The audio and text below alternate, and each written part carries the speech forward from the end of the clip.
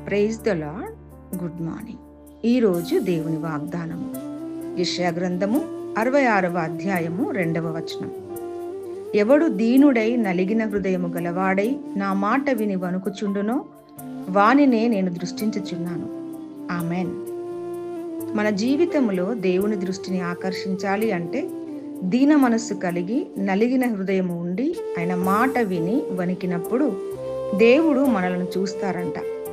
చాలాసార్లు మన బ్రతుకులో ధనమును బట్టి, పేరు ప్రఖ్యాతులను బట్టి, స్థాయిని బట్టి తగ్గించుకోలేకపోతూ ఉంటాం. అయితే గర్విష్ఠులను దూరం నుండే చూసే దేవుడు. అహంకార దృష్టి గల వారంటే దేవునికి అసహ్యము అని సామెతల గ్రంథంలో వ్రాయించాడు పరిశుద్ధాత్మ దేవుడు. కానీ ఈరోజు ప్రభువు మాటలు విన్న తరువాత మన ఆత్మీయ జీవితంలో దీన మనస్సును, నలిగిన హృదయమును, భయపడే మనస్సు అలవాటు చేసుకున్నప్పుడు తప్పక మన మీద దృష్టి పెట్టి మనలను నడిపించే దేవుడు.